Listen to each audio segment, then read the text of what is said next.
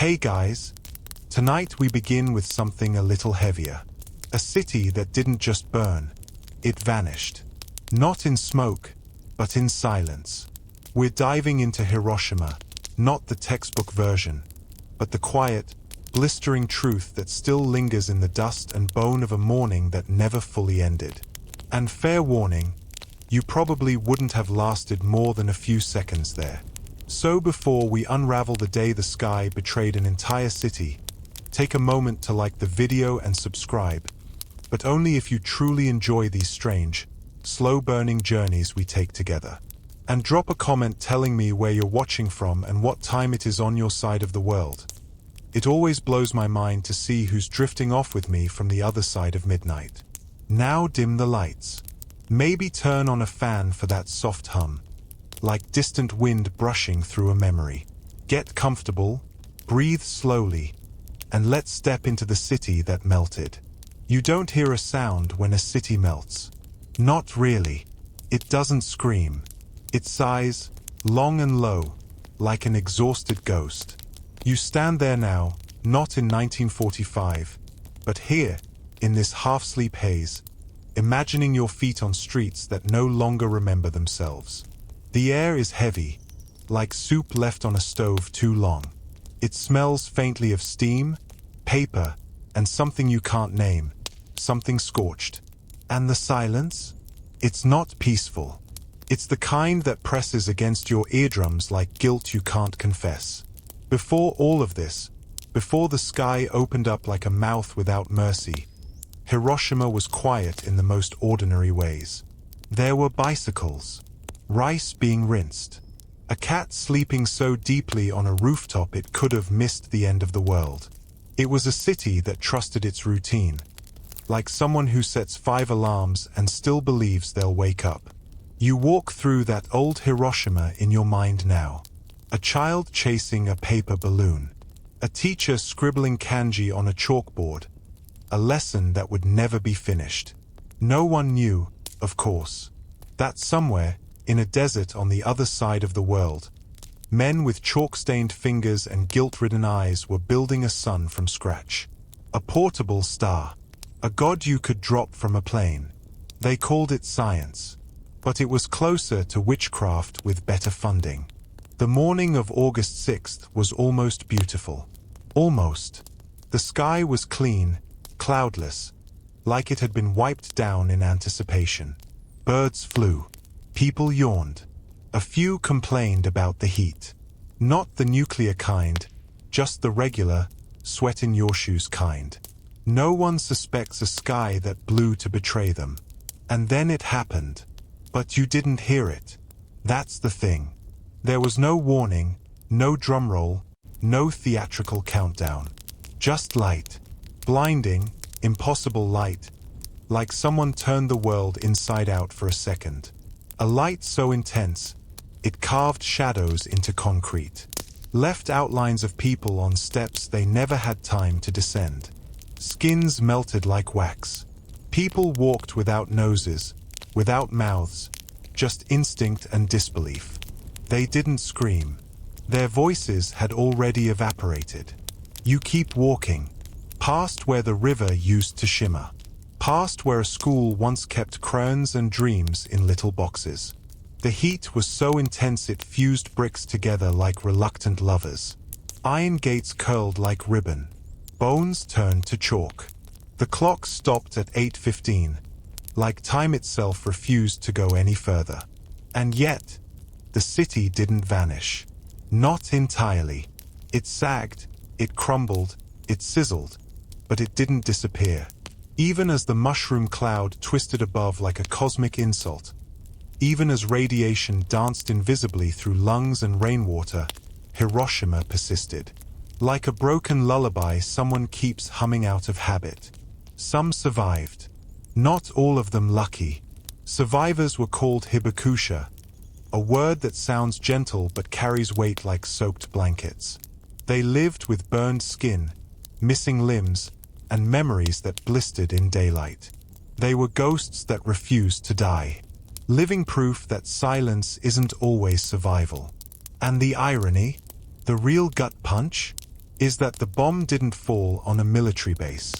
It fell on children eating breakfast, on mothers washing laundry, on a doctor checking a pulse that would stop before he finished the count.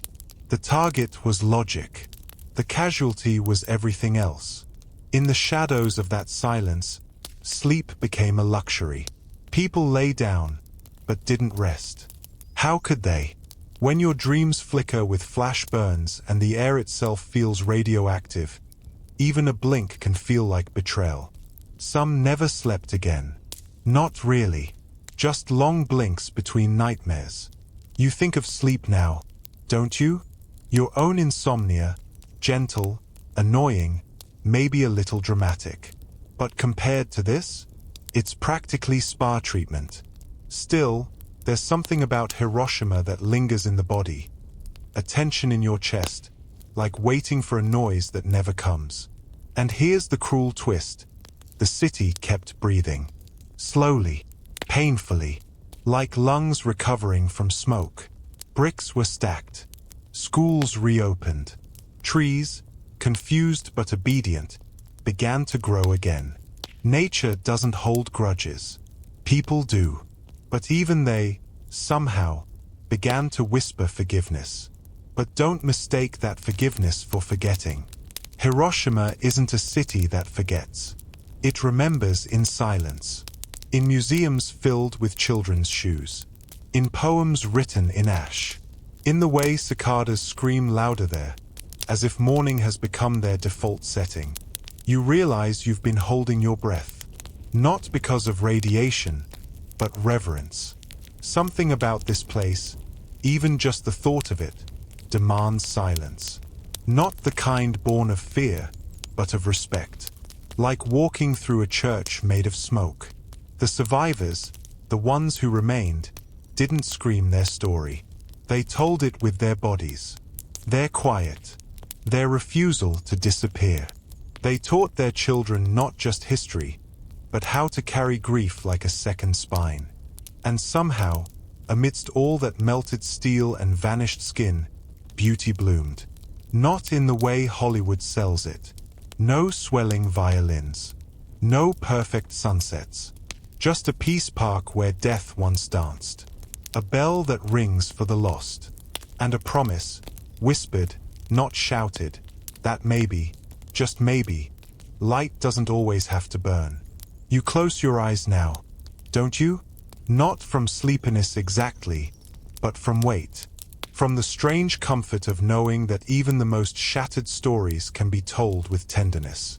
And if a city can melt and still sing, maybe you can rest too. You weren't supposed to know this Hiroshima. Not the one they show you in textbooks. The page with the mushroom cloud and a caption that forgets to whisper. I'm talking about the one before. The real one. The Hiroshima with kids running barefoot, grandmas yelling about miso paste, and men arguing over fish that looked suspiciously untrustworthy. That Hiroshima didn't glow. It breathed. You would have liked it. Probably. Lanterns swinging like shy smiles. Grilled eel clinging to everything like a polite ghost. There were wooden houses with sliding doors that never quite fit. Tatami mats that creaked like they had opinions. Potted plants in tin cans. You'd walk past a noodle shop that had served the same broth since the last emperor sneezed. It wasn't modern, but it knew how to hold you. The river ran slow, like it had nowhere urgent to be. People washed clothes at its edge. Kids tried to catch fish with more confidence than skill. The water carried things, gossip, pollen, prayers muttered half-heartedly, and none of it knew what was coming. The mornings were gentle. You'd wake to the sound of roosters arguing with temple bells. Maybe stretch under a mosquito net and wonder what day it was. Not because you were lost, but because every day felt just close enough to the last. There's comfort in that kind of repetition. Like sleepwalking with purpose. Market stalls opened early. Vendors shouted in voices that sounded like gravel and tea. Tofu, pickled radish, questionable fish. Everything slightly too expensive. But that's just how tradition works. You'd wander through, pretending not to hear your name from someone trying to sell you something you already own. School children wore uniforms too stiff for comfort and carried books like they were sacred texts. Some of them would become doctors. Others, soldiers. Most wouldn't become anything at all. Just older versions of themselves with better shoes and slightly worse dreams. But they still laughed. Loud and reckless. As if they had forever. You'd hear laughter echoing between alleys. A boy with a slingshot chasing pigeons he had no business bothering. A girl stomping in puddles she hoped were deeper than they looked. Someone always running late. Someone always pretending they weren't. It was a symphony of the almost irrelevant. Which is to say, it was human. Temples stood like old men with good posture. They didn't judge. They just watched. Paint faded, incense curling into air like soft handwriting. You didn't pray because you believed. You prayed because your grandmother told you to, and because the quiet felt good on your skin. There was music, not the dramatic kind, no orchestras or swelling strings. Just flutes, wooden drums, and the occasional shamisen humming like a bored cat. It wasn't background noise. It was backbone. You didn't notice it until it stopped. And later, it would stop so hard it would echo backwards through time. There was love. Quiet love. A scarf left on your doorstep. A letter folded 5 times because 4 didn't feel secure enough. Hiroshima had routines. Predictable as breath.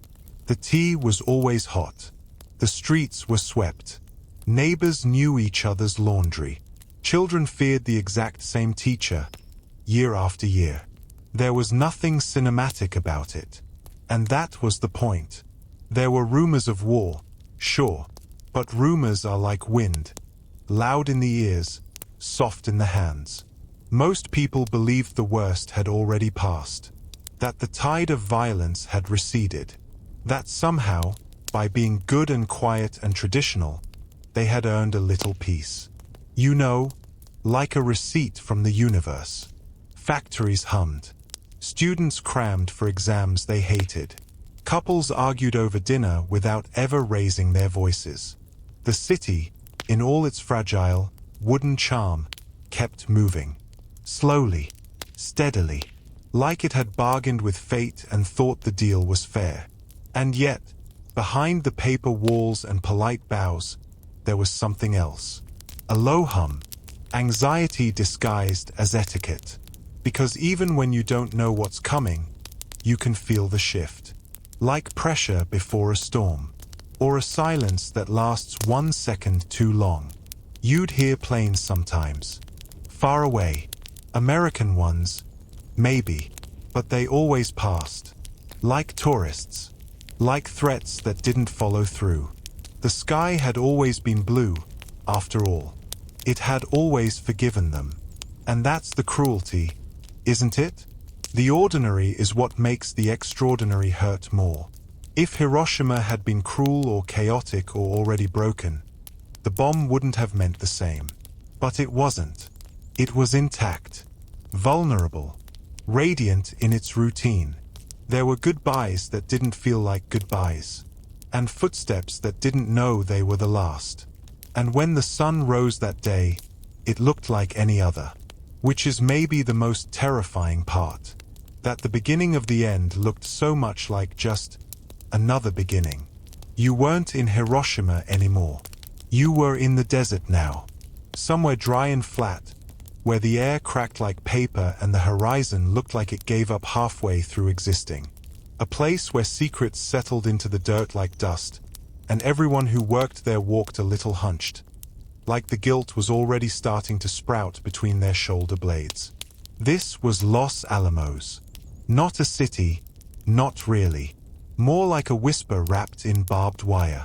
The kind of place where the mail got censored and your neighbors knew your clearance level before your name.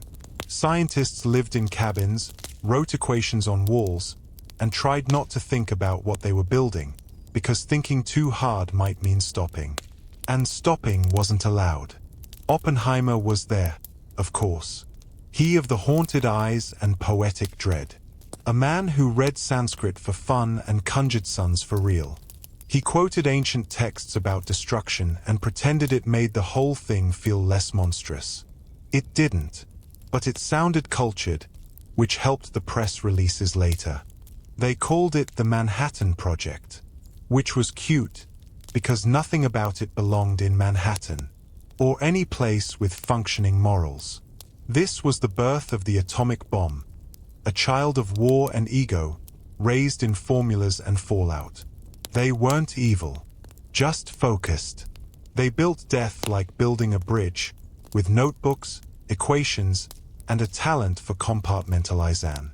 They tested it first, of course. Trinity, a name that sounds holy, but really just meant, let's see if we've created God or just a very expensive hole in the ground. At 5:29 a.m. on July 16, 1945, the desert blinked. The ground trembled. The sky lit up like a migraine, and everyone just stood there, stunned, small, and slightly radioactive. And what did Oppenheimer say when the world changed forever? Now I am become death, the destroyer of worlds. Dramatic? Yes. Accurate? Also yes. Because once you split the atom, you split everything else with it. Morality, certainty, sleep. Backroom conversations became national strategy. Politicians used words like deterrence and necessity, while conveniently skipping meltdown and mass incineration. The bomb was no longer a theory. It was a weapon. And like all weapons, it needed a target. Germany was out. Japan was bleeding but still breathing. The decision was clinical. Detached. There were meetings, charts, wind calculations, dates circled on calendars by hands that would never have to pick through the rubble. Hiroshima was chosen because it was intact. A perfect canvas. A blank page for the bomb to write its name across in fire and fallout. You might think someone would have said no. That one of those brilliant minds would have stood up, screamed, set their notes on fire. But most didn't. Maybe because they believed the war justified it. Or maybe because humans are great at telling themselves bedtime stories to fall asleep beside monsters they helped build. The pilots trained in the Pacific. Learned how to drop the thing just right. Not too early. Not too late. Like baking, but with a side of genocide. They named the plane Enola Gay, after the pilot's mother. Which feels wrong in 17 different ways, but sure, let's make it personal.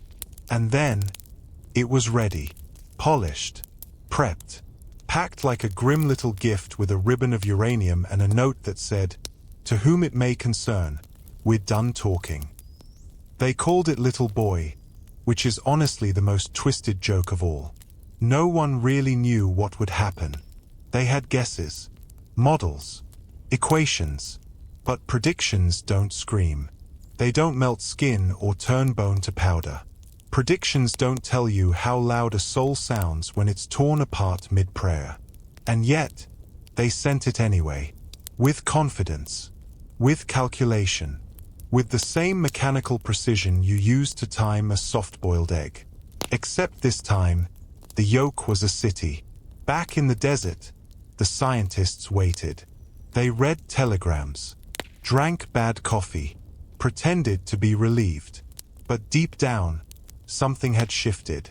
The thing had worked. And nothing, not science, not prayer, not regret, could UN work it. They had built a sun. And now it was falling. It was just another Monday. August 6th, 1945. A little too hot, a little too quiet. Hiroshima was stretching its arms, half awake. People were brushing their teeth. Kids were eating rice balls with hands too small to know what fear really is. A delivery boy was probably cursing his bicycle tire. Somewhere, someone was falling in love. You know, life. And then the sky cracked open. But not the way you expect. There was no thunder. No warning rumble. Just a flash. A light so bright it stopped time, not metaphorically, but literally. Clocks froze at 8:15 a.m. Shadows etched themselves into walls. People blinked and never unblinked.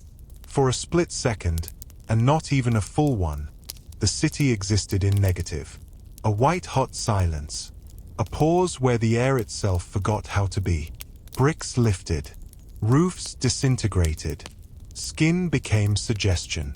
And then, all at once, it ended. If you were close enough, you became light. No body, no pain, just gone. Evaporated like morning fog. If you were a little farther, you burned. If you were even farther, you lived for a while. Long enough to walk with your skin in your hands. Long enough to breathe fire into lungs that couldn't understand why the air hurt. Some didn't die immediately. They wandered through rubble, silent, stunned, draped in wounds that didn't bleed because the blood had already boiled. Hair gone, eyes wide, clothes fused to flesh or shredded like old paper. They didn't scream. They couldn't. Their throats were ash. A mother carried her child who was no longer a child. A man searched for his house and found only shoes. Someone's wedding photo floated down, still smiling. The river, suddenly crowded, held bodies like a grave that forgot to close its mouth. Fires started where there wasn't fuel. Heat curled steel like ribbon. Glass turned into knives. The blast radius expanded beyond architecture. It collapsed reality itself. The line between living and not living became fuzzy, and then irrelevant. Radiation was the guest nobody invited, but who unpacked anyway. Invisible. Patient. It threaded itself into marrow and memory, into soil, into future lungs not yet born. You couldn't see it. You couldn't smell it. But it was there, humming softly, like a lullaby sung in reverse. Those who survived the initial blast had no idea what had happened. They thought maybe a fuel depot exploded. Or maybe the gods were angry. No one had language for what actually occurred, not even the scientists. The word atomic hadn't reached them yet, but the symptoms had. People vomited without reason. Hair fell in clumps. Skin peeled days after it looked healed. Children who seemed fine on Tuesday were gone by Thursday. Death came in slow motion, wrapped in mystery, like the city was dissolving inward, person by person. Hospitals, already flattened, became triage tents. The doctors left standing had no tools, no supplies, and barely any skin left on their hands. They worked anyway, tied bandages made from curtains, pulled glass from faces that still blinked. And they wept, quietly, because loud grief felt disrespectful now. Some tried to flee. But where do you run when the world just ended? The roads were blocked with debris and bodies and questions no one had time to ask. Those who found shelter still breathed in the glowing dust. Those who didn't simply sat down, as if their legs had finally accepted the truth. And then came the black rain. Thick, warm, and oily. It fell like punishment, like a curse spoken by the sky itself. It coated skin, entered mouths. It was full of soot and ash and radioactive particles no one could pronounce. People thought it was cleansing. It wasn't. Animals died in strange ways. Birds fell mid-flight. Dogs howled without sound. Cats disappeared. The silence after the blast was interrupted only by the occasional scream, or worse, the quiet mumbling of people too hurt to remember language. And in the middle of it all, Hiroshima just stood there. Or what was left of it. A skeleton of a city. A dream interrupted by a nightmare. Buildings without roofs. Streets without names. Lives without time. You can't measure that kind of impact with a number. Not really. 70,000 dead instantly? 140,000 by the end of the year? Those are stats. Neat little boxes on a chart. What about the girl who walked home on feet that weren't there anymore? What about the man who buried his entire family with a tin cup? The real number is one. Over and over. One mother. One son. One teacher. One stranger. One life.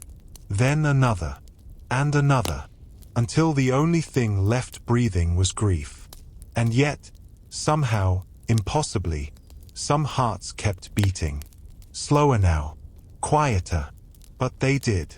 As if refusing to give the bomb the satisfaction of silence.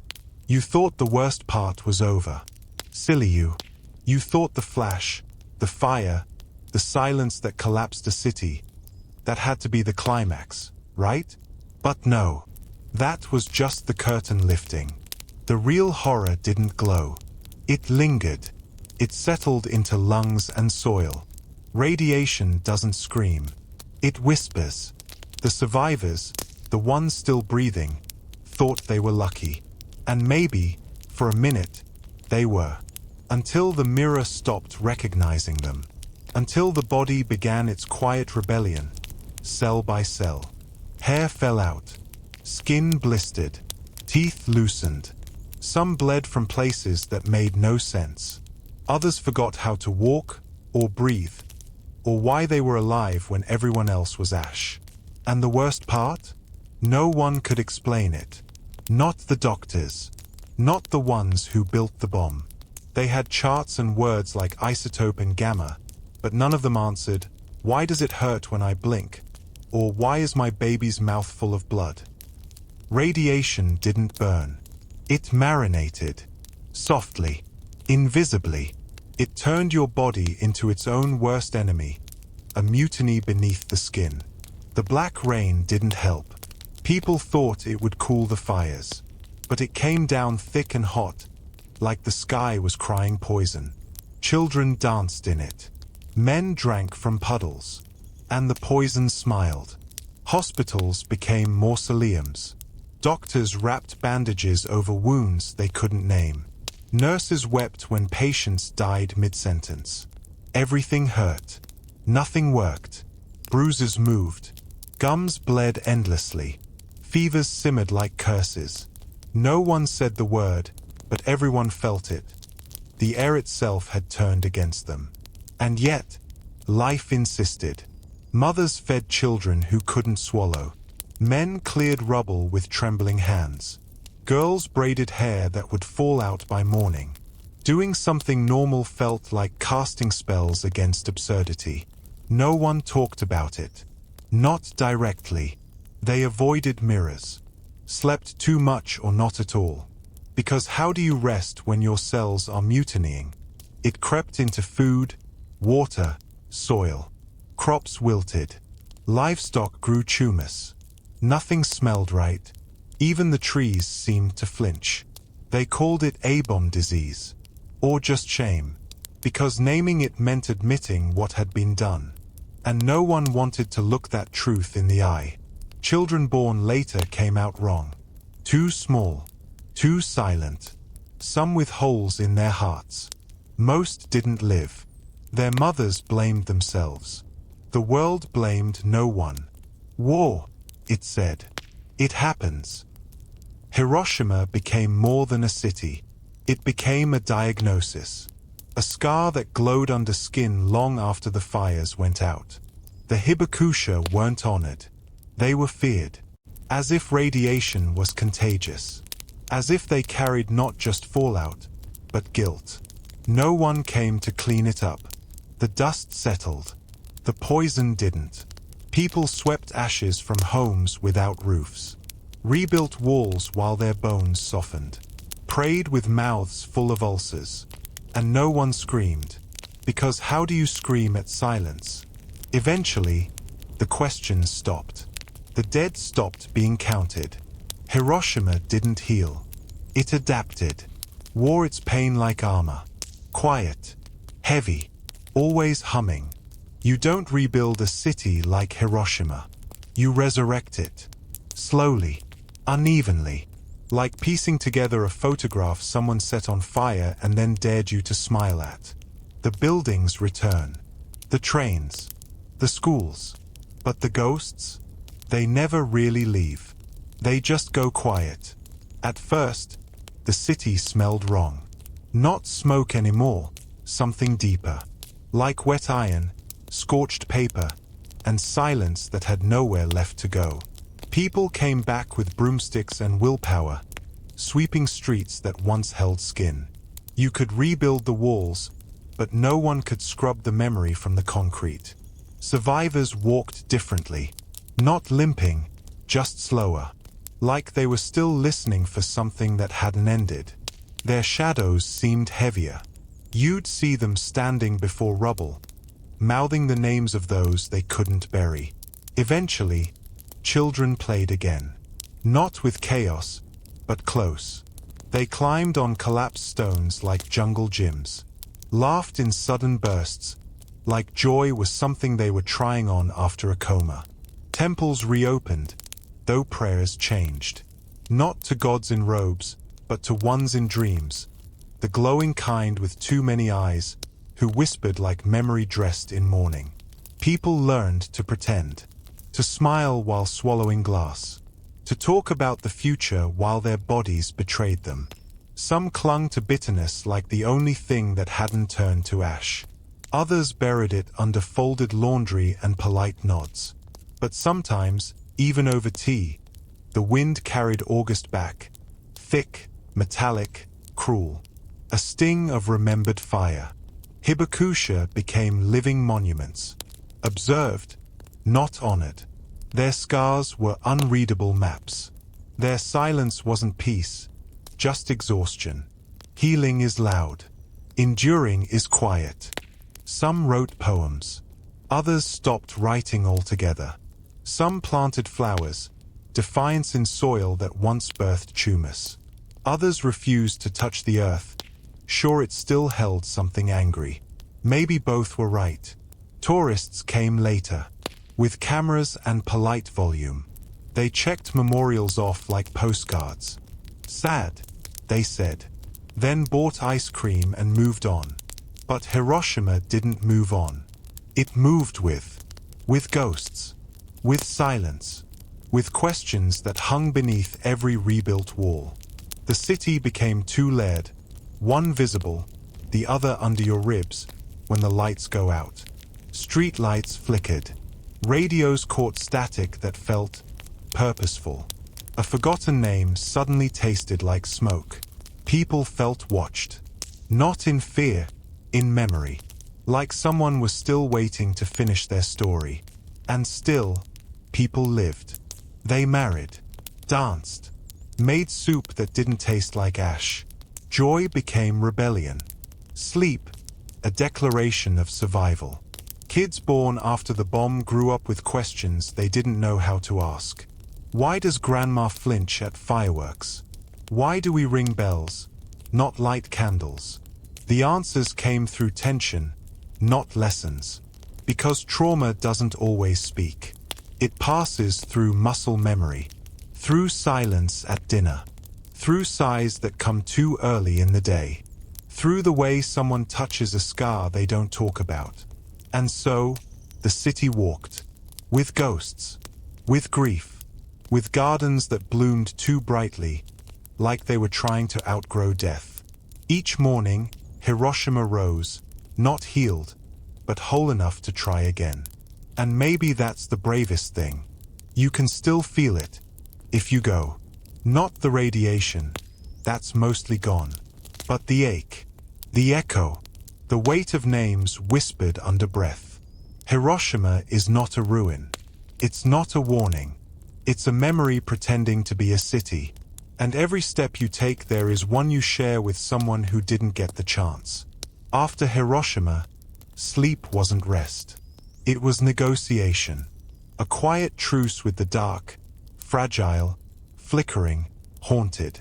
For the Hibakusha, insomnia wasn't physical. It was spiritual. Some feared the dark. Others, the silence. Both had betrayed them once. You don't shake that off with warm milk and a better pillow. Their brains learned to stay awake because once, alertness meant survival. Even when the body begged for sleep, the mind kept watch. Hypervigilance, they called it later, a sterile word for living like a soldier trapped inside your own nervous system. The war outside ended, but the one inside kept marching. Nights grew long, too long. People stared at ceilings that barely existed, listening for planes that never came. Every gust of wind felt like a warning. You don't fall asleep in that world. You retreat into it, carefully, if at all. Some dreamed in white, others in red. Most barely dreamed. Their rest, when it came, was shallow, more like standing in line at a ghost town. They didn't snore. They hovered. Children grew up watching this. Mothers who never slept through the night. Fathers who flinched in their dreams. Families that whispered after dark, as if the night were grieving and needed quiet. Silence wasn't peace. It was tension disguised as calm. Trauma seeped into everything. Parenting, posture, culture. Children were raised by people who carried Hiroshima in their bones, and not metaphorically. Memory had written itself into blood. Studies came later. Brain scans, cortisol spikes, sleep cycle abnormalities. But the truth didn't need a lab coat. If your mother never felt safe, chances are you don't either. Some families inherit jewelry. Others, insomnia. Nightmares aged. What once was fire and rubble became tumors, stigma, silence. Even in safety, the body remembered. Panic became muscle memory.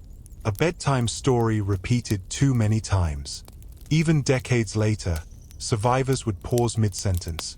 A smell, a sound, a light too bright, and suddenly, they were 12 again, barefoot, walking through ashes that used to have names. That's what the bomb did. Not just to buildings, but to time. Hiroshima wasn't a day. It was a loop. For many, it still plays at 8:15 every time they close their eyes. Rituals formed. Little spells to trick the night. Hot tea, cool cloths, prayer beads handled like relics. Some whispered names of the dead like lullabies that no longer rhymed. Others counted steps instead of sheep. Still, life went on.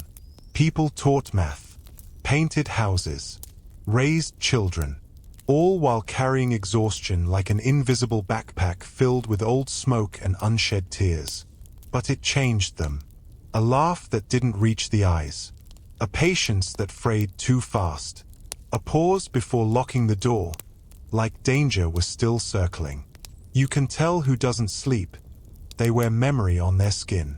And no one talked about it. Because talking meant remembering. And remembering meant reliving. And who wants to go through it twice? So they endured. Not with pills. Those came later and didn't help much. They endured with tea, pacing, sighs too deep for their lungs. They endured with quiet grace no one clapped for. Because by then, survival was expected. And maybe that's the saddest part. That something so unnatural became routine. That a city once erased in light raised children who lived without rest. Who rebuilt. Who smiled. Who kept going, even as their bones hummed like quiet alarms. Because in Hiroshima, sleep isn't just rest. It's an act of faith. A dare. A whispered prayer that the sky won't fall again while your eyes are closed. You arrive in Hiroshima today and the first thing you notice isn't ruins.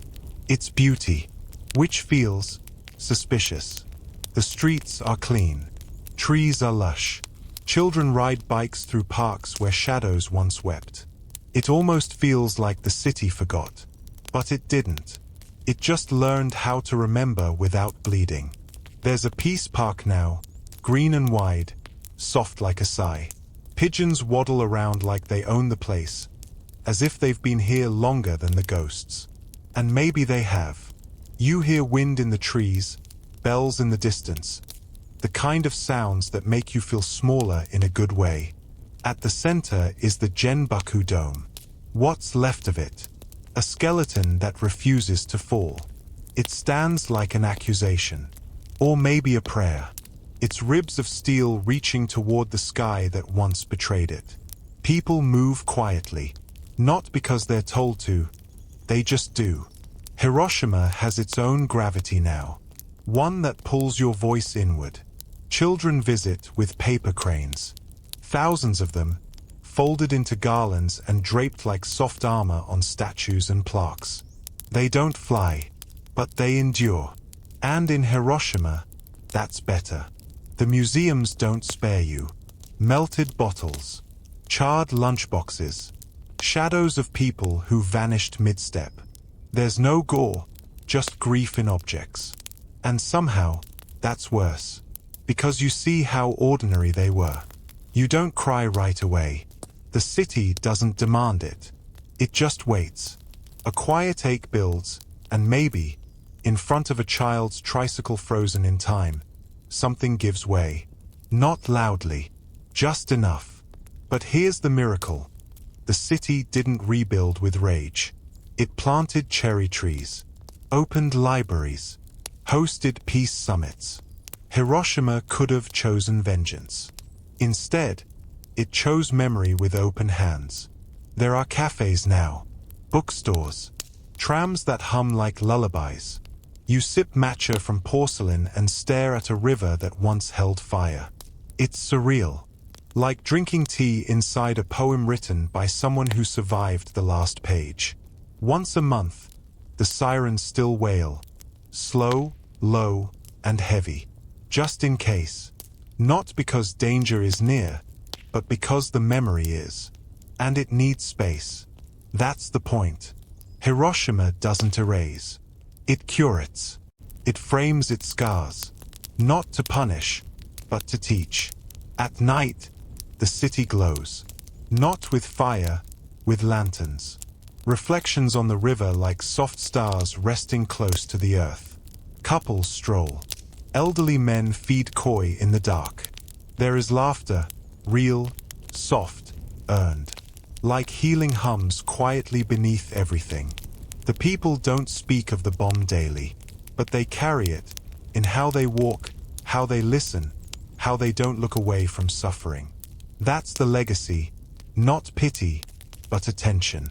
Not fear, but warning. You meet artists who paint with ashes. Musicians who write silence into music. Writers who flinch at the word war. Here, creativity doesn't entertain, it remembers. Every note, every line, an echo. And yet, the city smiles. Not in denial, in defiance. Because survival isn't enough. You have to live. Loudly, awkwardly, joyfully. You have to laugh in a place that once drowned in noise. You have to nap in parks and curse the humidity and love out loud. Every ordinary moment is a protest. Every safe night, a triumph. Every dream without fire, a rebellion. Hiroshima isn't a frozen tragedy. It's a heartbeat. A stubborn, beautiful continuation. And when you leave, something stays with you. Your steps slow. Your phone feels heavier, like memory attached itself to your hands. And when you hear a bell ring, maybe at sunset, maybe in a dream, you'll remember this place. Not as a ruin, not as a warning, but as a whisper that survived being silenced. Your body remembers what your mind forgets, or pretends to. That ache in your shoulders, the tightness in your throat when someone raises their voice, that breath you didn't know you were holding, that's history. Personal or inherited, doesn't matter. It sits quiet, like dust under a floorboard you never lift. And in Hiroshima, the body is everything. The city is a body, burned, rebuilt, held together by scar tissue and stubbornness. When you walk its streets, you're not sightseeing. You're tracing veins, touching nerve endings, stepping over wounds that learned to walk. The survivors knew this long before science caught up. Radiation didn't just poison, it rewrote. A tremor. A cough. A shadow that lingered too long. Trauma showed up on skin, burns like maps, keloids like questions, or hid inside. Fatigue lodged deep in the bones, tumors arriving like forgotten letters. The city mirrored its people. New buildings beside ruins no one dared touch. Pain became part of the architecture. Hospital wings with too many children. Waiting rooms full of silence. No one had to explain. Their bodies already did. But not all wounds bleed. Some sit deep, anxiety blooming like fungus, depression heavy as gravity, PTSD dressed as insomnia, or anger, or stillness. You couldn't tell who hurt most. Everyone did. Even those born later. They hadn't seen the flash, but they jumped at thunder, held their breath during sirens, inherited the shape of fear, passed down like a name. Science tried to measure it. Chromosomes, cancer rates, cells misbehaving. But scans don't show memory. Biopsies don't track dread. The grief lived in how they Saturday, how they chewed, how they dreamed, just enough, but never too much. You saw it in little things. A man double-checking the lock. A woman wiping the counter 3 times. A child learning not to speak too loudly at night. Not tradition, adaptation. The doctors called it somatization. But in Hiroshima, it wasn't pathology. It was survival. The body speaking when the mouth couldn't. Holding what the mind refused to carry. And you, yes, you know this. Even if your trauma didn't come from a bomb. Maybe it came from a word. A betrayal. A diagnosis. Maybe you've never been to Hiroshima, but your body has walked its ruins in your own quiet way. You know the ache of a scar no one sees, of explaining pain that has no language, of grieving a version of yourself that never got to grow. That's what Hiroshima teaches, not just how to survive, but how to live after survival. How to wake in a body that remembers too much. How to walk anyway. Because the body is a miracle. Not because it heals, but because it holds. It holds pain, memory, rage, hope. It holds life the way roots cling to cracked concrete. Defiantly, awkwardly, beautifully. So when you think of Hiroshima, don't just think of bombs and cities and statistics. Think of the body. Yours, theirs, ours. The ones that blistered and still bloomed. Think of survival not as an ending, but as a language. Because every heartbeat is a sentence. And Hiroshima? It's still writing. You try to sleep, but something's different. Not louder, quieter. Like the world stepped outside and left you alone with memory. You close your eyes, and there it is. Not a dream, not exactly. More like a presence. Hiroshima. Not as a city, but as a whisper that sits beside you. Not to haunt, not to warn, just to witness. You see the river first. Calm now. Indifferent. It doesn't remember what it carried. Or maybe it does, and just keeps flowing because that's all it knows how to do. Cicadas hum too loudly. Stone feels warm under bare feet. Somewhere, someone is folding a paper crane with hands that shake. Sleep doesn't resist because of noise, but because of weight. Hiroshima is heavy, not because of what burned, but what stayed. The unfinished sentences, the warmth that never cooled, the light that never fully went out. Your breathing slows, but your thoughts don't. They walk streets that no longer exist. Touch walls that remember hands. Hands that reached for bowls, for doorknobs, for people who never came back. And maybe, just maybe, you've carried some of it with you. Not the radiation. The residue. That quiet human ache that knows destruction and still chooses tenderness. That rebuilds even knowing the world might collapse again tomorrow. Some nights, sleep feels like surrender. Trusting the dark not to swallow you. In Hiroshima, People learned to sleep in fragments, between sirens, between memories. Even now, dreams arrive gently, as if knocking first. But there's power in that. In choosing to rest anyway. Sleep as resistance. Rest as protest. Peace, when chosen, as rebellion. You feel your limbs soften. Your jaw unclench. The fan becomes a river. The distant car, wind. The glow of your screen fades into something older. A lantern maybe, or a soul burning quiet. And just before you drift, you hear it. Not a word. A feeling. Hiroshima, folding itself around you like a quiet promise. Not that everything will be okay. Just that you're not alone in the not okayness. The past doesn't leave. But neither do we. So tonight, sleep. Gently. Not to forget, but to carry it better. To breathe with the ghosts. To rest in the city that melted. And still, somehow, sings. And now, we shift. Not because we've forgotten, but because memory moves. It travels. Through time, through ruins, through stories no one finished writing. Tonight, we go further back. Before radiation, before bombs, to a place where stone climbed toward the sun. To a city that whispered in brick and bloom. Welcome to Babylon. A kingdom of myths and mud, of kings and questions. And somewhere in its heart, maybe real, maybe imagined, a garden that defied gravity, logic, and drought. Where myth begins, not in stone, but in silence. You arrive too late for greatness and too early for clarity. The sun is brutal. The ground, indifferent. Babylon doesn't greet you, it tolerates your presence.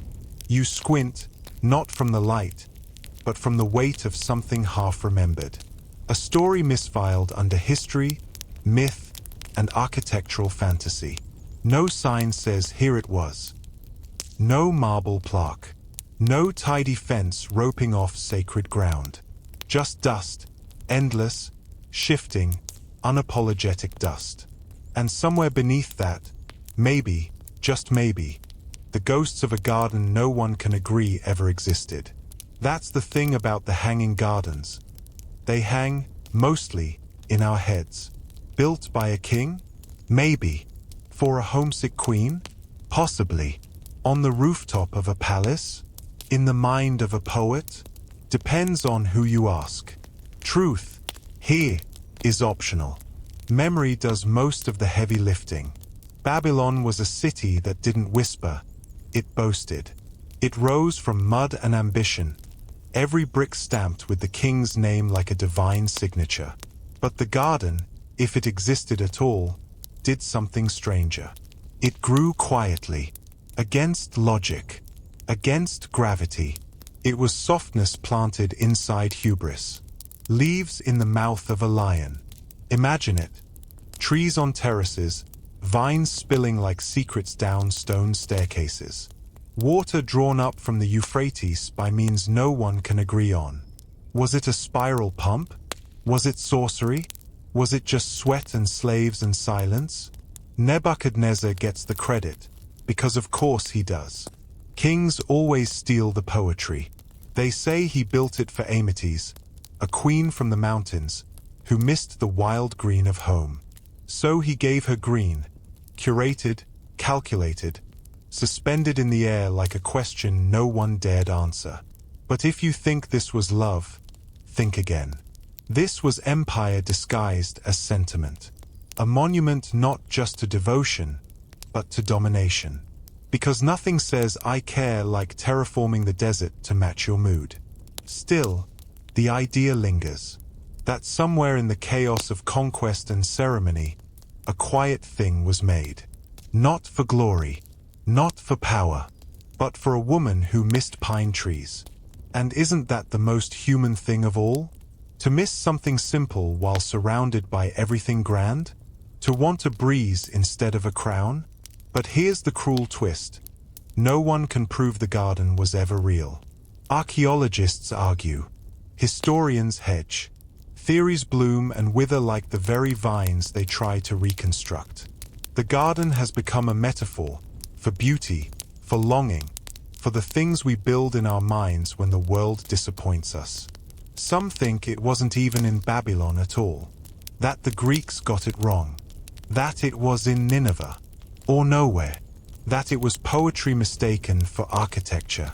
And yet, we keep returning to it, in textbooks, in documentaries, in bedtime stories told in the soft voice of wonder. Why? Because we need it to be true. Because amidst the rubble of empires and the boredom of verified facts, we crave something impossible that still somehow feels familiar. You stand now in a place that might be Babylon. You don't see gardens. You see scaffolding, flies, heat shimmering above stubborn earth. And still, in the corners of your imagination, palm fronds sway in a breeze that isn't there. Somewhere, water drips gently. Someone is laughing beneath a fig tree that no one else can see. This is how myths survive. Not by standing, but by haunting. Babylon didn't rise. It declared itself. It didn't whisper like Athens or pray like Jerusalem. It strutted, built not just to be inhabited, but to be noticed. The city's very bones were bricks, millions of them, each one stamped like a royal love letter to Nebuchadnezzar himself. As if the king feared being forgotten unless he etched his name into every surface like an insecure god with a clay addiction. You could trip on a rock here and accidentally insult the monarchy. Walls high enough to challenge clouds. Gates wide enough to swallow armies. And somewhere in the center, the ziggurat, a stairway to heaven, if heaven were more bureaucratic and made of baked mud. This was a city that didn't just function, it flexed.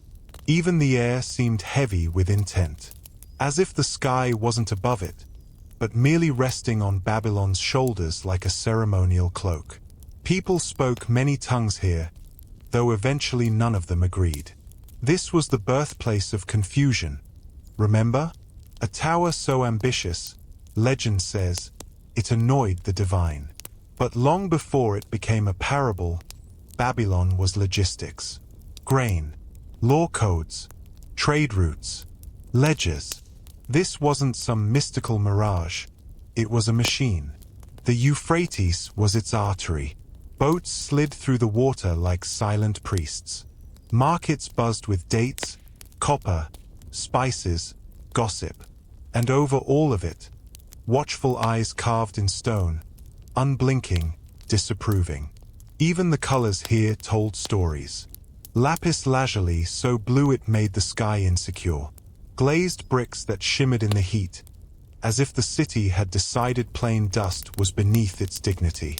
The Ishtar Gate wasn't an entrance. It was an announcement. Lions, bulls, dragons, all in parade formation, snarling from tiles. A corridor of intimidation dressed as art. You didn't walk into Babylon. You were permitted to arrive. And within those walls, life pulsed, not softly, but efficiently. Scribes scribbled. Priests dictated. Servants carried trays like chess pieces on hot stone floors. There were songs, of course, but they were written in cuneiform and performed with a sense of taxation. Even leisure here felt rehearsed. Wine was sipped with posture. Stories were told in riddles. And the stars?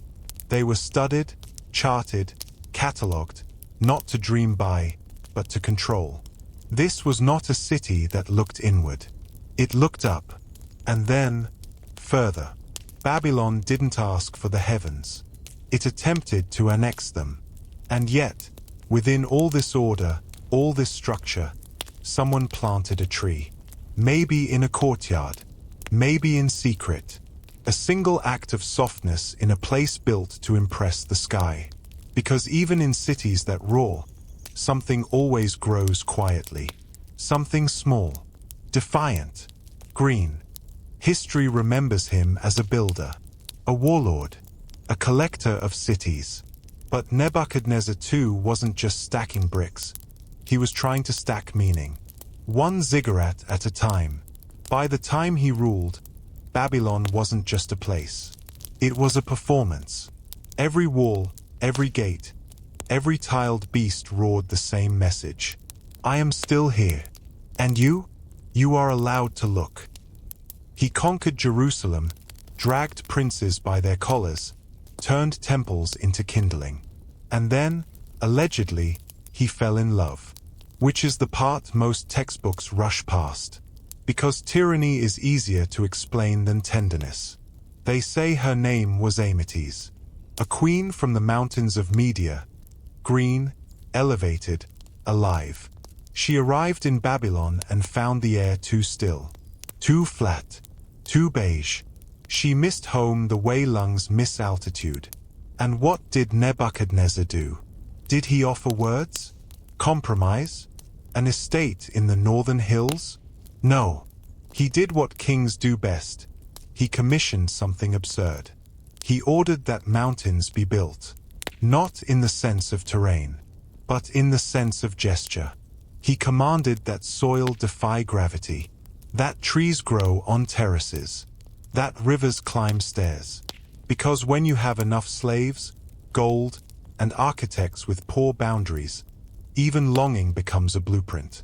The story goes that he built the hanging gardens for her, to ease her homesickness, to remind her that even here, in the heart of the hot, dry empire, she could smell pine again. If that's not love, it's at least really committed landscaping. But let's be honest, this wasn't just romance. It was reputation. A king doesn't just build a garden, he plants proof of his reach, his wealth, his ability to bend nature and narrative at once. What better way to say I adore you than by rewriting physics? Still, it's poetic, isn't it? That even the most feared man in the region may have been brought to his knees not by rebellion, but by nostalgia. Not his own, hers. We don't know if Amytes ever smiled in that garden. If she stood barefoot in the shade of palms that didn't belong to the desert.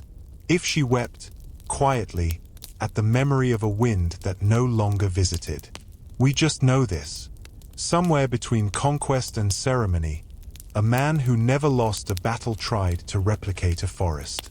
And that, perhaps, is the most human thing he ever did. Because all empires fade. All palaces crumble. But longing? Longing survives everything. Even kings.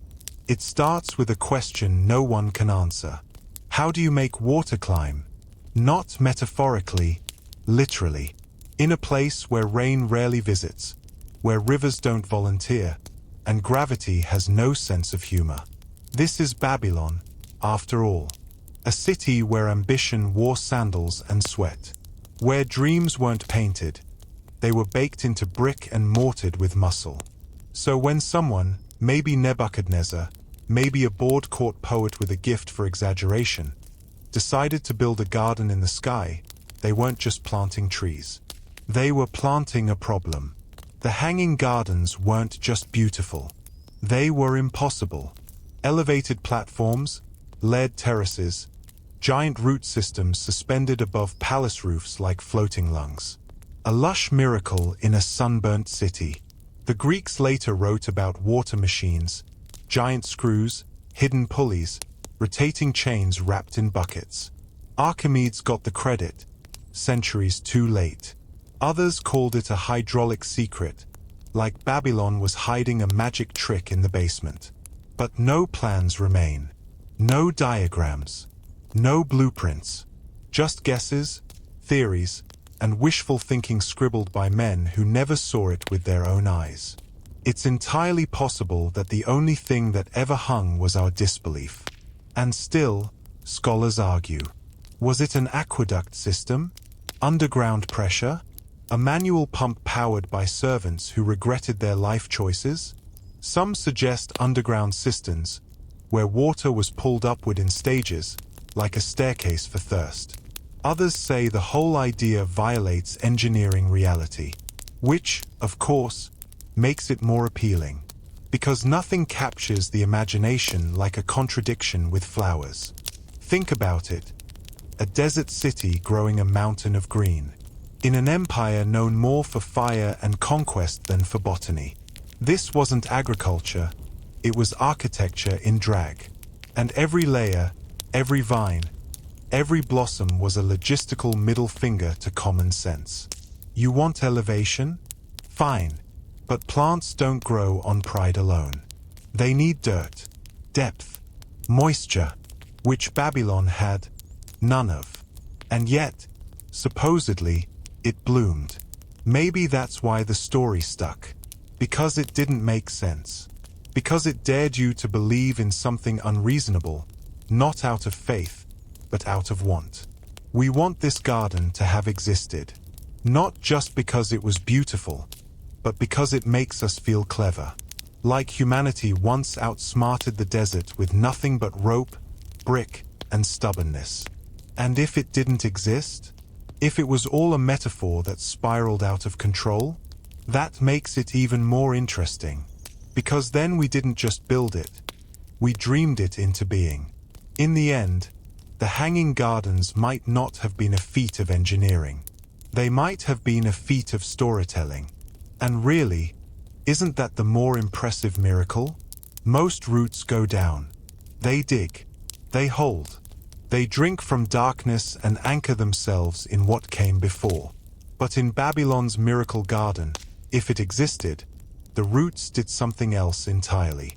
They reached upward, then backward. Into stone. Into platforms. Into places nature never meant them to be.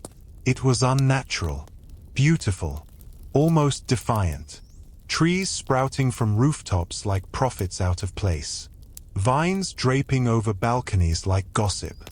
Flowers blooming in the mouths of lions carved in tile. The garden didn't just live. It performed. It said, "Look what we can make live where nothing should." It said, "Behold, even the dirt obeys us." This wasn't gardening. It was choreography. A curated wildness. Nature edited for palace approval. A forest wearing makeup. And yet, something about it still felt honest. Because we don't grow gardens like that for pleasure. We grow them for control. For memory.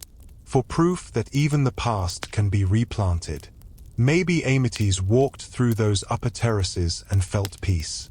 Or maybe she saw it for what it was. A simulation. Leaves, yes. Shade, sure. But the scent? Wrong. Off. A little too engineered. A little too quiet. Because you can move trees, but you can't transplant home. Not really. Still, the attempt says everything. To raise gardens above the earth is not a gesture of leisure, it's an act of rebellion. Against dust. Against death. Against the flatness of the present. It says, I remember something better, and I want it where I can see it. But the roots? The roots are the confession. They speak the truth the terraces won't. This isn't where we belong. And yet, they hold, twisting into brick, sipping stolen water, making do. Because survival doesn't always happen in the right soil. Sometimes it happens in spite of it. That's what the Hanging Gardens were, if they were real. An act of beautiful desperation. A reminder that sometimes the most unnatural things are born from the most natural longing. To remember. To restore. To feel something familiar in a place that keeps changing its face. And maybe that's why this myth clings to us like ivy. Because we, too, are always trying to grow somewhere we weren't planted. They've looked. For centuries, they've dug, scanned, measured, argued. And still, nothing. No roots. No remnants. No scraps of vine or brick with a helpful engraving that reads, Congratulations, you've found the Hanging Gardens. Please water the begonias. Not a single definitive artifact. Not a clear location. Only shadows on the map, shaped vaguely like hope. Which begs the question, Were they ever real? Some scholars insist they were. They point to ancient texts, to second-hand descriptions written centuries after the fact, to Greek historians who wrote with flair and very little concern for eyewitness accuracy. Others suggest it was all a misunderstanding, that the gardens weren't in Babylon at all, but in Nineveh, 300 miles north. Different city, different king, different ambition entirely. Oops. Maybe it was a translation error. Maybe a scribe got poetic. Maybe someone mistook a courtyard with a few palms for paradise and exaggerated, as people do. Or maybe the gardens were never built in the ground. Maybe they were built in the mind. Because sometimes, we invent what we need. A floating garden in a brutal empire? That's not a contradiction. It's a salve. A soft spot in the middle of tyranny. A window in a stone wall. And honestly, who's to say that's less real? We remember the garden. We teach it. We imagine it. Tourists search for it. Artists paint it. Writers drape adjectives over it like ivy on columns. So even if the garden never stood, it still lives. In culture. In myth. In the almost true corner of every textbook. It's a ghost with excellent PR.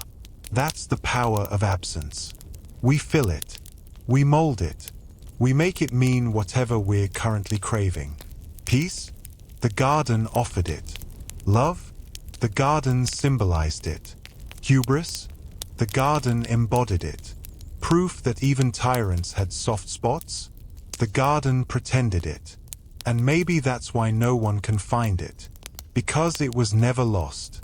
It just never existed in a way that could be excavated. It existed in ink. In longing. In the part of us that wants to believe beauty can bloom even in the worst places. Gardens die. Ghosts linger. And the most enduring myths aren't the ones we confirm. They're the ones we can't let go of. The records don't say who watered the trees. They list the kings, the architects, the priests who blessed the project.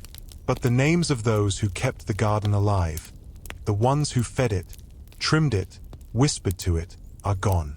Or maybe they were never written to begin with. Because that's how history works when women are involved. The silence is often intentional. Amytes gets mentioned. A footnote of nostalgia. A mountain-born queen in a desert throne room, homesick for green. She is the reason, we're told. The muse. The seed. The spark that lit the imperial whim. And then, she vanishes. No letters. No diaries.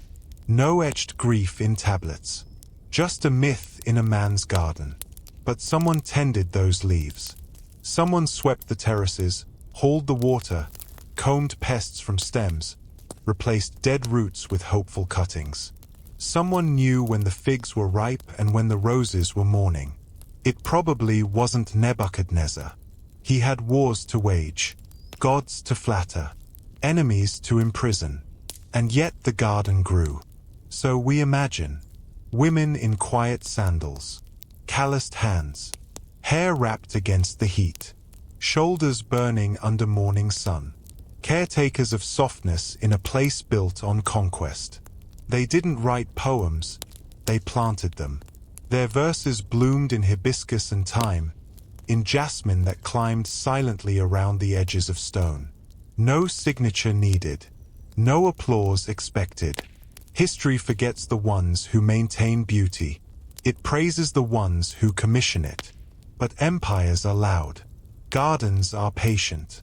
And patience belongs to those who know how to wait for roots to settle. Who understand that life, real life, doesn't arrive with trumpets. It comes with dirt under your fingernails. Maybe Amytes walked those upper terraces in silence. Not because she was awed, but because she was seen. Because someone, some woman, had made the impossible feel familiar again. That's the part we're not taught. That the miracle wasn't just the engineering. It was the daily choosing to nurture what should not survive. And in that choice, repeated, thankless, invisible. The garden became real, not because it floated, but because it was loved into staying. It didn't fall in a day. No empire ever does. There was no sudden scream, no final trumpet, no poetic lightning bolt from a disappointed god. Instead, there was erosion. Of purpose, of policy, of belief. Babylon didn't burn. It decayed, like old fruit left on the windowsill of history. A little softer each day, a little less fragrant, a little more forgotten. Maybe the river shifted. Maybe the trade routes curled elsewhere like gossip avoiding confrontation. Maybe the gods went silent, tired of being invoked for taxes and executions. The walls still stood, for a while, but the paint faded. The lions on the Ishtar gate stopped roaring and started yawning. Tourists, even ancient ones, stopped showing up. The gardens? No one mentions when they died.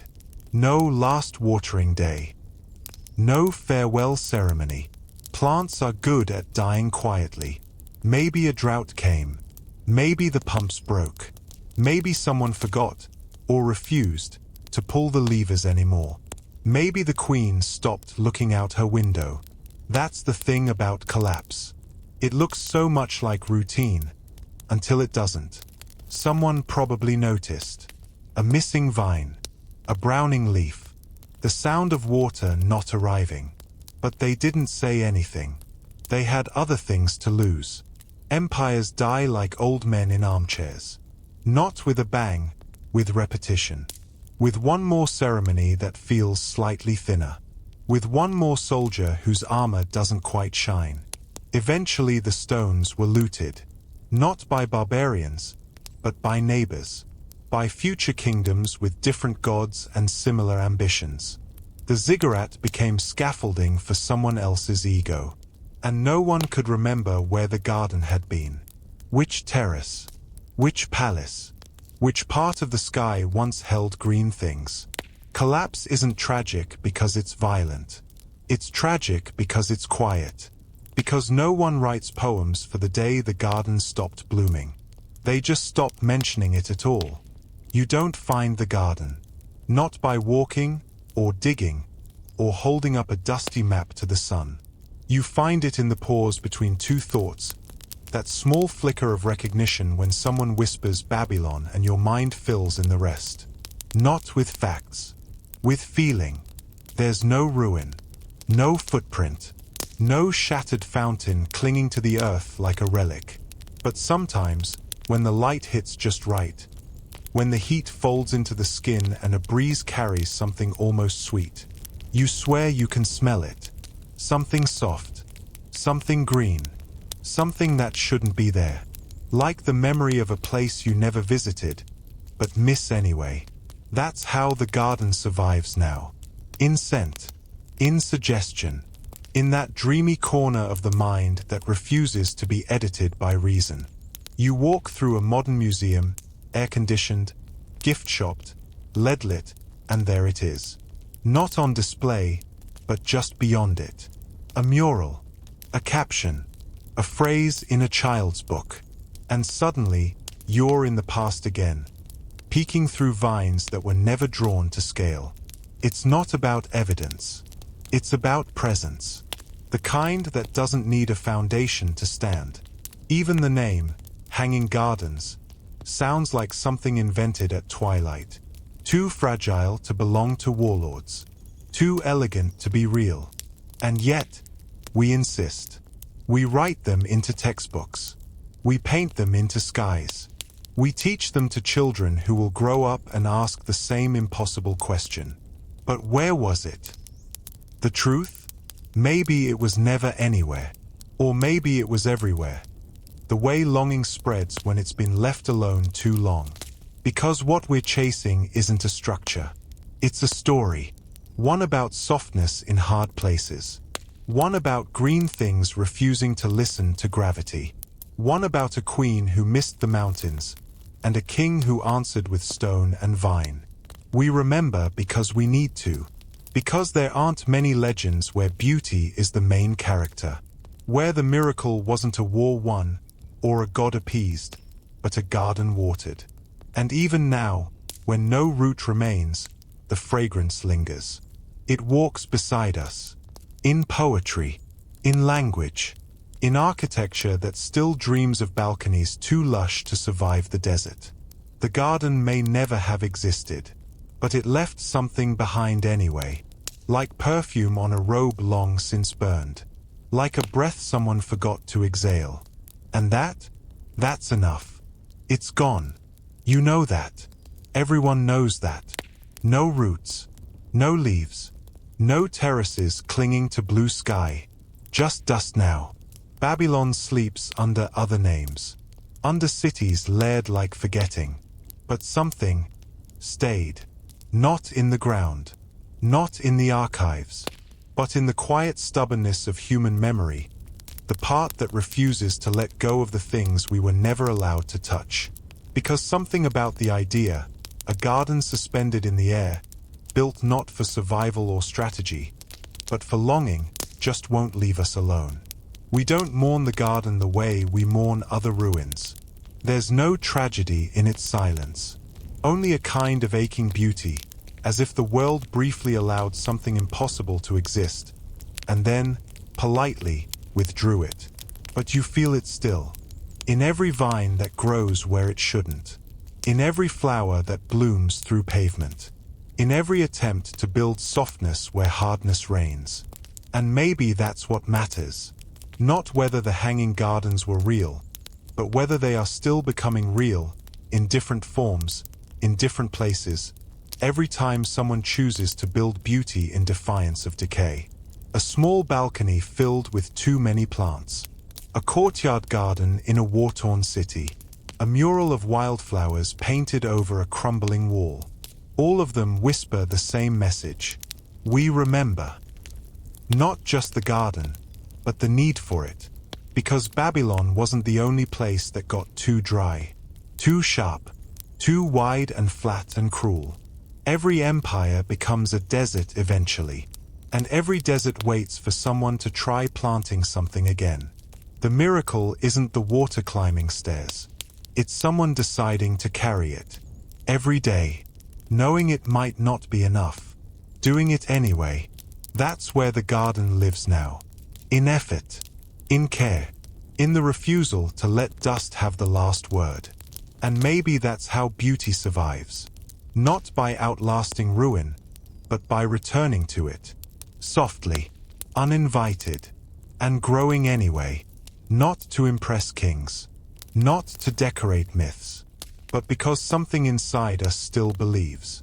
That what we plant, even in broken places, might one day become shelter.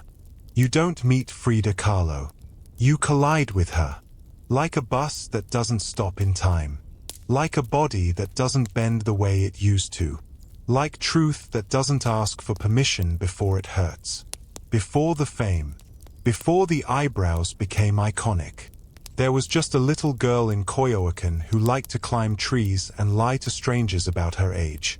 She wanted to be a doctor once. Wanted to dissect the body, not paint it. Wanted to understand pain from the outside. Before it moved in and started redecorating her insides.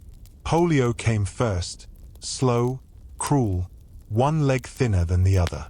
The kids mocked her, so she learned to mock back. Humor as armor. Sarcasm as a second skeleton. Then came the crash. Steel, wood, glass, blood. The bus that folded her spine like cheap paper. The handrail that impaled her pelvis like a god trying to autograph her pain. And there, in that mess of screams and shattered pelvis and dust, Frida was born. Not the girl, the painter. Because when your body becomes a battlefield, your art becomes a map. Laid up in bed, strapped in plaster, she stared at ceilings until they became galaxies. Her father gave her a mirror. The nurses gave her morphine. She gave herself purpose. She painted, flat on her back, wrapped in corsets, covered in scars. She painted what no one else dared say out loud. Pain, dressed in flowers. Rage, dipped in reds and greens. She didn't paint dreams. She painted autopsies. Frida didn't wait to be understood. She painted to become undeniable. And so the girl who once limped through schoolyards became a woman who marched through hell barefoot, with a brush in one hand and her spine in the other. It happened fast. Metal met wood. Bodies became projectiles. The bus folded in on itself like a secret not meant to be opened. And in the middle of it all, Frida, 18, held together by little more than surprise.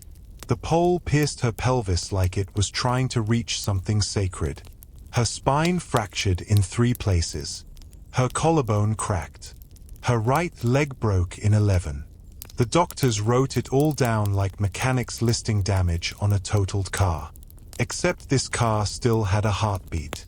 They didn't think she'd make it. And if she did, they were sure she'd never walk again. She was less a patient and more a jigsaw puzzle. But Frida didn't die. She did something worse. She stayed, in a body she no longer recognized.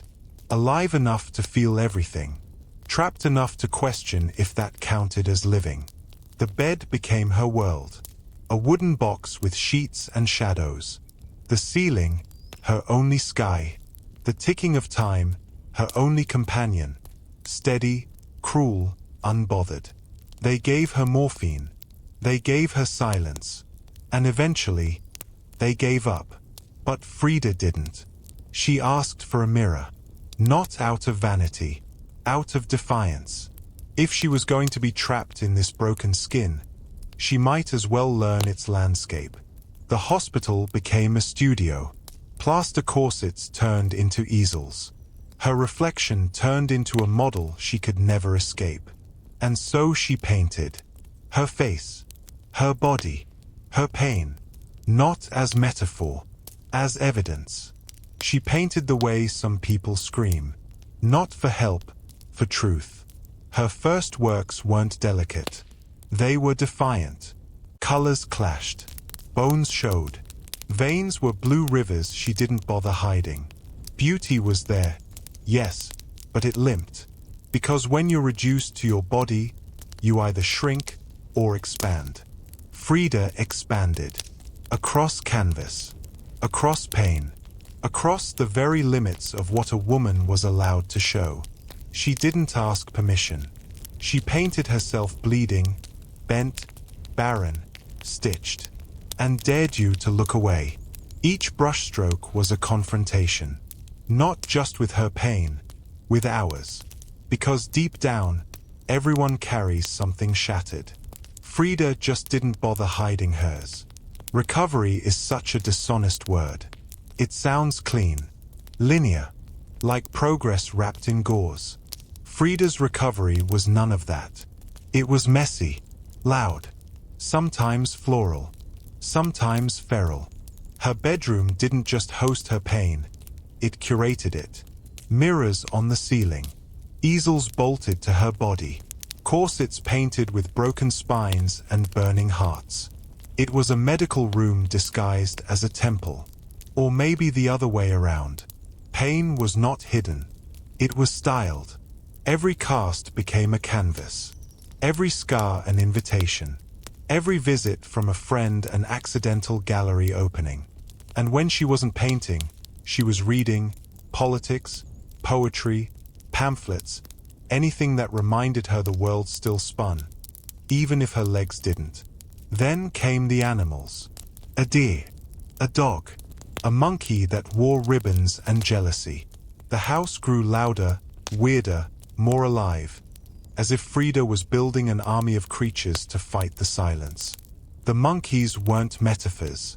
They were company. They sat on her shoulders, her lap, her paintings. They stared at you like they knew something about Frida that she'd never tell. And then there was morphine. A friend. A liar. A velvet-wrapped thief. It dulled what couldn't be erased. It softened the screams, but never removed the echo. She walked again, eventually. Wobbly, determined, dressed like a revolution. Frida didn't just wear clothes. She declared them. Tijuana dresses, flower crowns, jewelry heavy enough to bruise, all armor. All deliberate. Because if the world was going to stare at her limp, it might as well bow to her palate. She was fragile, yes, but never meek. Her fragility had teeth. Her pain wore lipstick. And her home, the famous Casa Azul, became a theater. A gallery. A sanctuary. A trap. Blue walls holding in red thoughts. She loved it and hated it. It kept her safe. And kept her still. But inside those walls, surrounded by monkeys, mirrors and morphine, Frida Kahlo wasn't just surviving. Her face became the one thing she could still control. She couldn't walk long distances. She couldn't carry children. But she could carry herself onto canvas, into history. She painted herself so often because no one else saw her completely. And because she refused to be forgotten. Not as muse, as author. Because in the end, every portrait said the same thing. I was here. And I mattered. Even like this. Frida Kahlo wasn't just a painter. She was a political act. Every step she took, limping, braced, defiant, was a slap to systems that preferred women silent, straight-spined, and smiling. Her beliefs weren't accessories. They were part of the uniform. As vital as her Tijuana dress or her crown of flowers, red, like warning signs in bloom. She joined the Communist Party young. Not because it was trendy, because she believed the world owed more to the people who carried it on their backs. And Frida knew about backs. While others debated justice from leather chairs, she painted revolution with her own body as the canvas. Not abstract, not distant, intimate, immediate, incendiary. Her politics were personal, because when you've been broken, cut open, sewn shut, and still manage to rise, you stop believing in systems built to protect only the comfortable. She supported workers, land reform, the overthrow of greed disguised as progress. She flirted with Marxism the way others flirted with fame. Intensely, deliberately, and often in public. Her art was never propaganda. It was worse. It was honest. She painted her miscarriage not as tragedy, but as indictment. She painted herself bound by tradition, by men, by medicine, then decorated those chains so no one could pretend they didn't exist. She welcomed exiles. Trotsky himself stayed at her house, eating her food, walking her hallways, unaware that he was temporary, but her rage was not. Frida's rage was elegant. She didn't scream in the streets. She stared from canvases that followed you home. She refused to be reduced. To body. To wife. To the one with the eyebrow. She was fire wrapped in silk, ideology dipped in lipstick, a clenched fist holding a paintbrush. And when critics tried to box her into movements, surrealism, modernism, feminism, she rolled her eyes and painted a broken column down her spine. As if to say, call it what you want. I lived it. She made pain public. Not for applause. For accountability. Because some wounds aren't healed by art. They're weaponized by it. And Frida was done asking for permission to bleed. It started quietly. A sore here. A numb toe. A pain that lingered past the point of polite concern.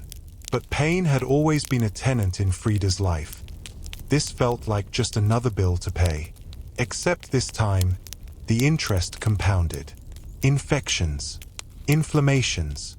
Hospital beds that began to feel like rented apartments. Doctors came and went like unreliable narrators. Each with a new theory. A new surgery. A new promise wrapped in anesthesia. Her spine collapsed slowly, as if the years had finally called in their debt. Her right leg, The same one polio had marked decades earlier became a battleground. Blackened tissue, diminishing circulation, gangrene, until it had to go. They amputated it in 1953. Frida watched her leg leave in silence, then painted a picture of herself, smiling, seated, with a wooden leg covered in red lace. Because if she was going to lose a limb, she'd at least dress the absence properly. It broke her, but only the parts that had already been cracked 1,000 times before. The rest of her? Louder, meaner, more alive than ever. She attended her own solo exhibition in a hospital bed, wheeled into the gallery like royalty. She drank. She laughed. She cursed. She told the critics where they could shove their metaphors, and then sold her soul on canvas, again. Pain made her smaller. Art made her infinite. Her journals from that period read like confessions from someone burning the candle at both ends, and painting with the wax. Letters to Diego. Sketches of skeletons. One-line declarations like war cries. I hope the exit is joyful, and I hope never to return. But return she did. To the page, to the canvas, to every surface that could hold what her bones no longer could. She painted until her fingers cramped, until morphine blurred the lines, until her vision narrowed to just one thing. Say it, even if it hurts, especially if it hurts. She didn't stop talking. She roared, through color, through sarcasm, through one good leg and a room full of ghosts. Frida didn't believe in quiet suffering. She believed in loud survival. And though her limbs betrayed her, her words, they grew fangs. You don't pray to Frida Kahlo. You light a cigarette, smear on your best red lipstick, and whisper, you would have understood me. Somewhere between the limp and the laughter, between corsets painted like ex-votos and monkeys that stared too long, Frida stopped being a woman. She became a shrine, not to suffering, but to survival with style.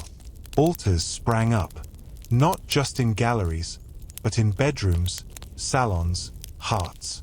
She was painted, pierced, posted. Her face appeared on bags, books, bras, walls. And none of it diminished her, because she had already turned herself into iconography. Eyes that never blink, brows that arch like accusations, flowers blooming from pain like defiance dressed up for a wedding. Religions usually ask for sacrifice. Frida gave it without ceremony. Her body, her privacy, her sanity, all traded in for something wilder. Immortality with a limp. People wanted to be healed by her. But Frida didn't offer comfort. She offered recognition. Look at her art, and you don't feel better. You feel seen. Like someone finally said out loud the thing you've been choking on for years. She didn't pretend to be whole. She painted the cracks in gold. Not to repair, to glorify. She became the patron saint of the broken. The bold, the too much, the not enough. She made flaws fashionable, made pain poetic, and somewhere along the way, she made martyrdom magnetic. They called her surrealist. She said, I never painted dreams. I painted my reality. A reality so vivid, it made your own look underdressed. Her house became pilgrimage. Her journals became scripture. Her face, stamped on history like a fingerprint made of color and teeth. She didn't need miracles. She was one. The kind you don't ask to save you. The kind that dares you to save yourself. And so, long after her spine crumbled, her myth stood taller than ever. Wrapped in red, smiling through pain, alive, even where most gods would have given up. The room was dim. The air, heavy with flowers, morphine, and memories that hadn't yet decided where to settle. Frida lay in her bed, not small, just condensed. A galaxy folded in on itself. Her body had reached its limit. Dozens of surgeries. One leg gone. Organs like overworked assistants on the verge of quitting. But her eyes, those damn eyes, still looked like they had something left to say. On July 13th, 1954, Frida Kahlo died. Officially, medically, according to the paperwork. But legends don't die. They echo. Her last words, scrawled in her journal like a dare to the afterlife. I hope the exit is joyful, and I hope never to return. As if death were just another border she crossed without a passport. They draped her in flags. Communist red, Mexican green. The crowd spilled out into the streets. Not weeping, but watching. Like mourners at the funeral of a storm. Her body was cremated. Ashes where once there had been color. But even the fire didn't erase her. If anything, it freed her. From corsets, from hospital beds, from gravity. The urn was shaped like a toad. Diego's nickname. Even in death, her love life refused to be subtle. Casa Azul became a museum. Her bed remained untouched. Her brushes still held the smell of oil and defiance. Her lipstick, still red. Her corsets, still whispering secrets into the silence. And people came. They still come. To see where pain learned to bloom. To stand where a woman once refused to shrink. Because Frida wasn't just mourned. She was multiplied. In paintings. In protests. In little girls who refuse to tweeze their eyebrows or their opinions. In every woman who limps into a room and still owns it. Her death didn't end her story. It clarified it. She wasn't a victim. She was a volcano. She didn't survive. She recreated herself, again and again, until even death had to admit, fine, you win. And now, wherever there is color that bites back, wherever there is beauty with a limp, wherever someone refuses to be edited into something softer, Frida lives, wearing flowers, and still not asking for your approval. So now you know, Frida Kahlo didn't ask to be understood. She asked to be seen. Not the cleaned-up version. Not the inspirational poster. The real one, broken, blazing, barefoot in the middle of her own revolution. She was not a symbol. She was the sentence you say under your breath when life kicks too hard. She was not your muse. She was the mirror that shows you what you've been avoiding. And if you ever find yourself staring at your own reflection and wondering how to keep going, Frida already answered. You paint. You scream. You limp forward anyway, with red on your lips, and fire in your chest. So tonight, as you drift into sleep, maybe let her stay with you a little longer. Not as a saint, but as a witness. A woman who wore her wounds out loud. And made them art. Now dim the lights. Close your eyes. And rest, knowing that even in pieces, you are still a whole. And maybe, just maybe, you're not broken. You're just becoming. Good night. And thank you for listening. See you in the next story.